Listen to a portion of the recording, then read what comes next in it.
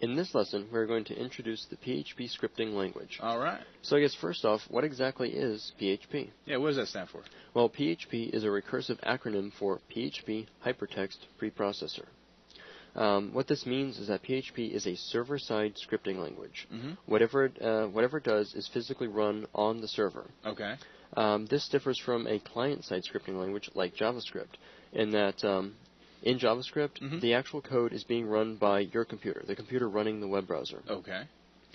For example, if you were to visit a web page that had a news ticker on it, Uh-huh. and you see it moving, you move your mouse over and it stops. That's JavaScript code running on your web browser that allows you to interact with stuff. Okay, I gotcha. In PHP, all of the code is run as the page is being built before it's handed to you from the web server.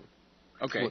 Basically, what this means is that the page you get is just a static HTML page. Okay. Let's say you use a page that has a PHP counter in it, used to track how many times the page is viewed. Right. If you view that page, of course, you can see the number at the bottom, seeing how many times it's been viewed, but it doesn't update in real time.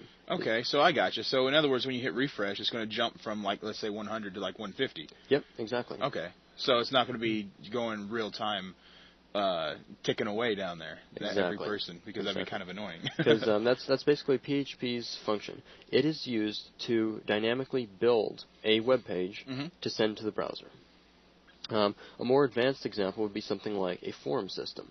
In that case, you have a lot of stuff that needs to be generated. You generally have a database that has a whole bunch of posts that people have put into the forum.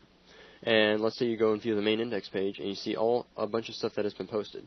You refresh it, and someone's posted something new. So the page is rebuilt to accommodate that. Well, especially if you're on a pretty large forum, you don't want trying to click on one of the, threads and it's jumping down. Right. Well, that'd be an entire application altogether. Yeah. But that basically covers exactly what PHP is and what it's used for.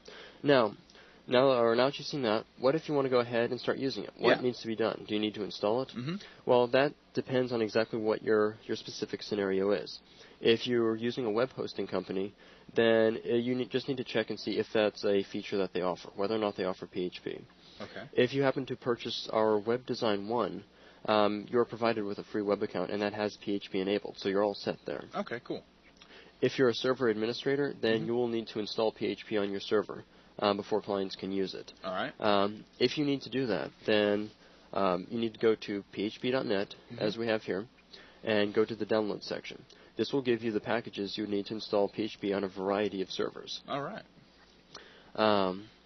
That's one thing to look at here, though, is that there are two concurrent versions of PHP at the moment, PHP 4 and PHP 5. So what are the differences between those? Why is that important? Well, PHP 5 introduces new, more advanced object-oriented programming, among other features.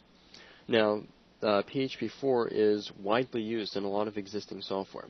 So because of its so widely used, it's still supported. It's still in development.